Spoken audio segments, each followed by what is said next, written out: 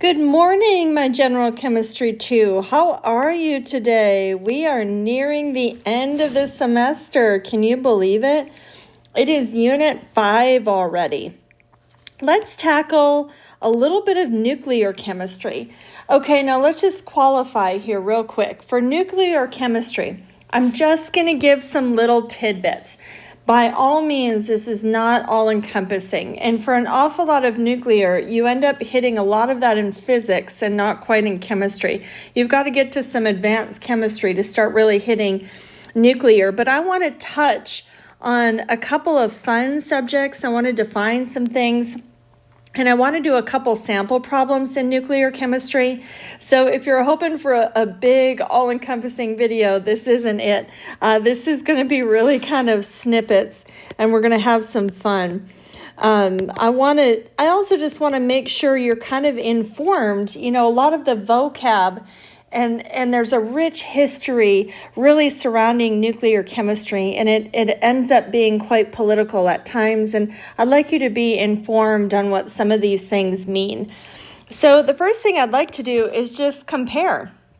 You know, we've got nuclear chemistry versus regular electronic chemistry that we do in our lab. And what are the differences, and why do we care, and why is nuclear chemistry such a big deal? You know, it's kind of everywhere for the last 100 years, and it's really been a big deal. So why? I want to draw a little baby atom.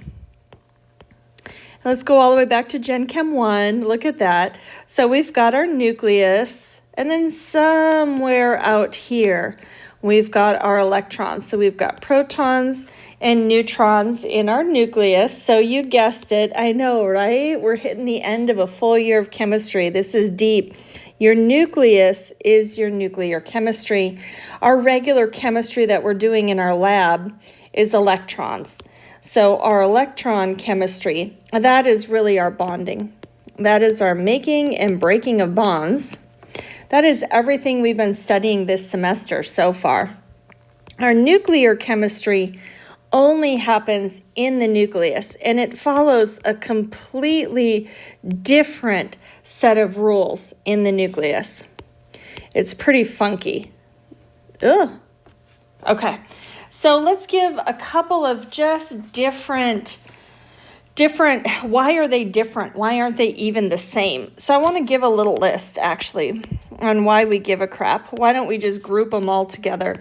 Well, it turns out that simply looking at chemistry with our electrons versus chemistry in our nucleus has huge differences. So we're looking at a change in our nucleus for nuclear chemistry. And of course, with our electrons and our bonding, that is only electrons. Okay. So we also have what's really crazy in nuclear chemistry. We have the ability to turn one element into another. You cannot do that with regular chemistry. And why is that? Remember, what makes an element is that number of protons. So if you change the nucleus and you change that number of protons, you just turn one element into another. Wouldn't alchemists love to know that a couple thousand years ago? It really actually wasn't done until the 1930s. So discovered in the late 1900s, actually done in the lab much later. So our poor alchemists spent an awful lot of time trying to turn lead into gold, and it just never was going to happen.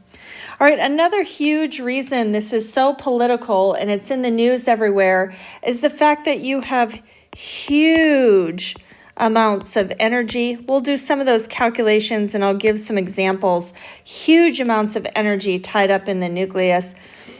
Relatively speaking, if you're looking at your campfire and you're picturing, you know, all the energy that's giving off or you're gaining from that campfire, that is relatively small amounts of energy. And then here's another big one. We had a whole unit of kinetics. It turns out that our rates in nuclear chemistry are not influenced by external factors. So that whole list of things that affect our rate is only for electrons and bonding. So things like concentration, temperature, catalyst, pressure, all of those things are only for our bonding. They are not for nuclear chemistry, which if you've always wondered, you watch the news and you're thinking, wait, why don't they just freeze that nuclear meltdown and stop it? This is why changing the temperature has no effect on the rate. You actually can't affect the rate of nuclear chemistry. So these are some huge differences. I want to take just a second to do a little brief historical timeline. An awful lot of chemistry and physics here and an awful lot of Nobel Prizes. I want to hit just a couple of big ones because I want to show us the difference between some of our vocab. The first one is natural radioactivity. Okay, that was discovered in 1896 with Henry Becquerel using uranium. He discovered natural radioactivity. And what he noticed was coming from uranium, he discovered radioactive, he called it, rays. Okay, turns out that those are gamma rays. He just didn't know it quite at the time. Okay, so actually, that's fairly recent in the big scheme of science that actually just 125 years ago, natural radioactivity was discovered. And then that really kicked off a huge area of study for the nucleus. Somebody we tackle in Gen Chem is Ernest Rutherford. He was big into the study of natural radioactivity. He's the one that discovered you could literally, he noticed spontaneous changes from one element to another. All right, so that actually has been around then since about the 1910s. He did a lot of work in radioactivity and in nuclear chemistry. We learn him in Gen Chem 1 because he was literally the one that came up with the idea of the nuclear atom. Remember, he's the one that discovered this idea that we have a nucleus in the first place. That was him. Yay, that's big time. Okay. And then coming from changing one element into another, that has to happen in the nucleus. Remember, your number of protons have to change in order for that to happen. And then we've all heard of Marie Curie. She was in 1903. She discovered natural radioactivity, but for some different elements. So hers was radium and some polonium. Okay, pretty cool, right? And then in 1905, we've heard of Albert Einstein in Gen Chem 1 as well. He actually, we don't tackle this in Gen Chem 1, but it really was important in our historical timeline. Albert Einstein was also fascinated by the sun and stars and made the connection with E equals mc squared in relation to the sun and stars. And what does that equation mean? It's pretty famous equation. I think you always think of that equation when you think of chemistry and physics. That is actually energy, mass, the speed of light,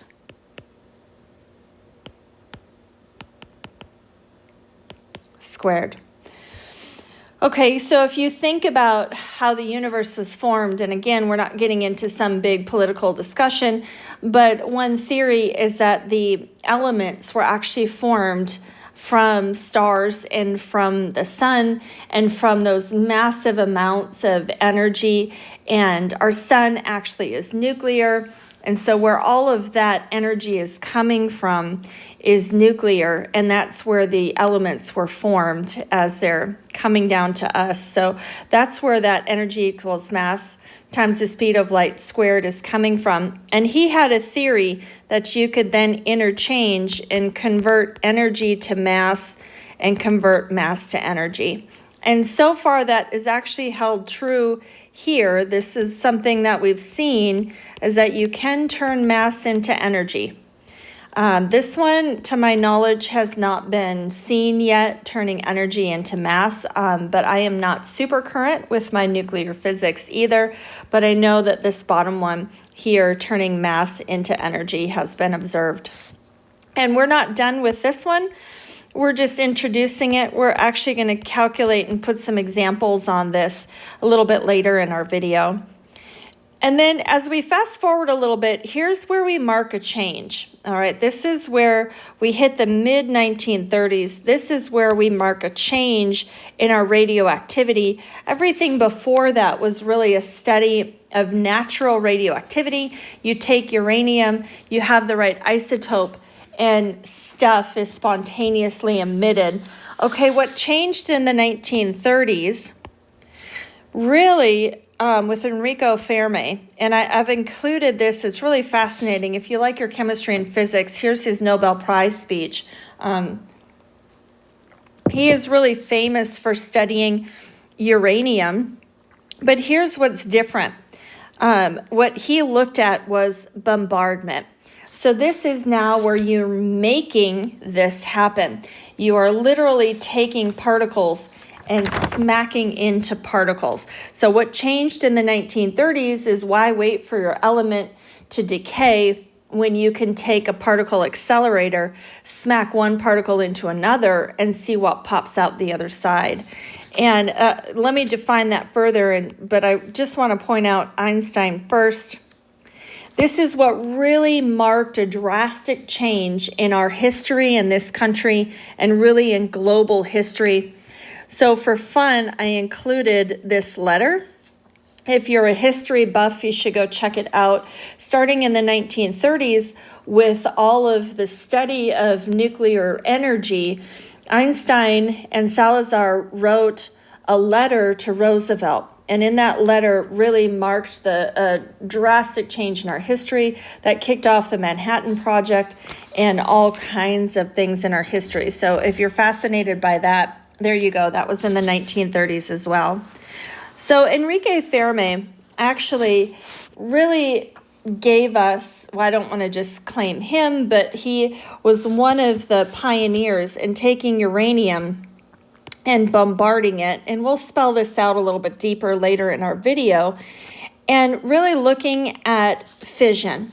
So what happens to uranium is that you're bombarding it with a neutron, and this one is called fission. We'll spell this out quite deep just a little bit later, but our fission is when you bombard one nucleus and it breaks into, let's make one big nucleus, into smaller nuclei. So you're literally taking a nucleus, you're smacking it, and you're breaking it into smaller pieces. So that is our fission.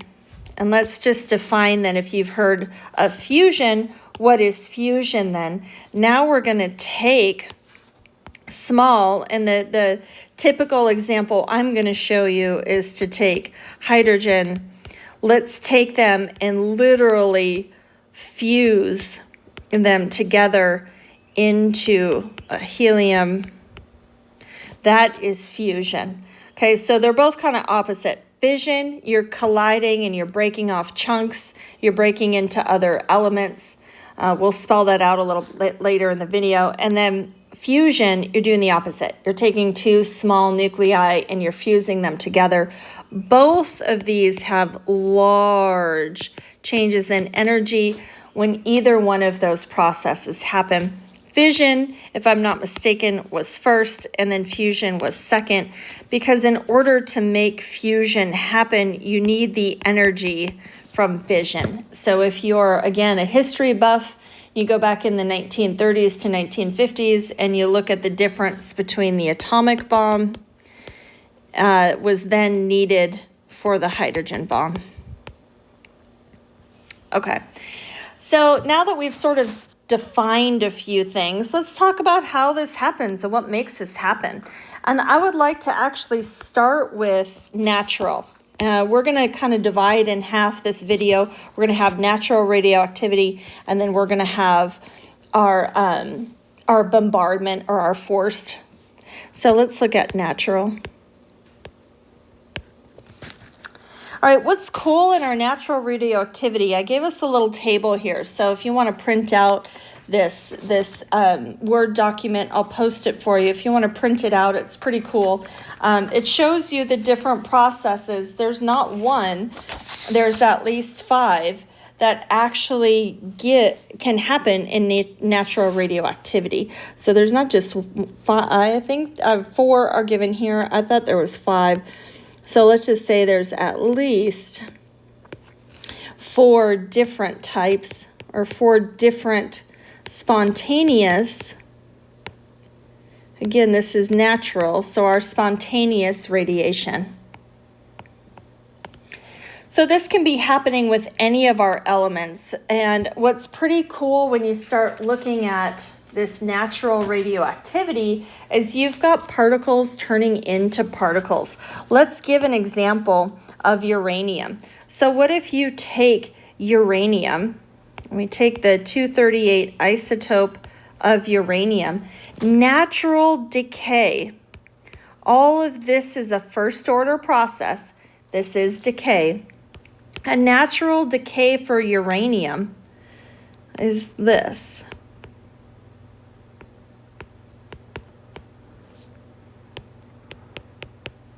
Okay, we literally decayed into 2 different elements, and one of our products is helium.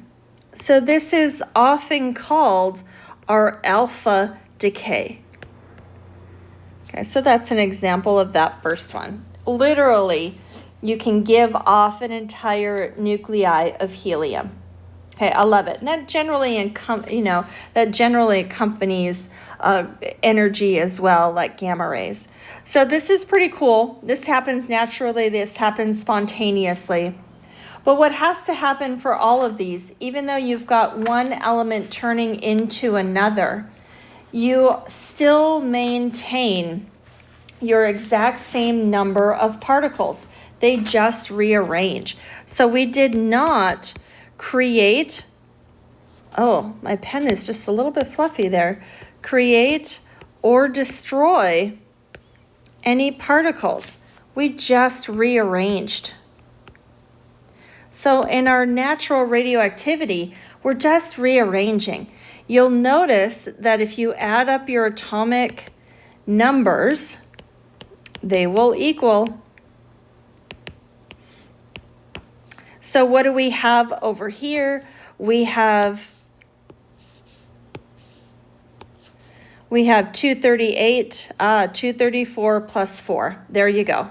We just rearranged. And we should find the same thing happening with our mass. Our atomic mass will equal our atomic mass. Okay, now what's really trippy with some of these, this is so fun. If you look at this list, you literally can have particles turning into particles. So you can have a proton emit an electron or gain an electron and turn into a neutron. I mean, there's all kinds of transitions that happen in nuclear. You can literally have particles turn into particles.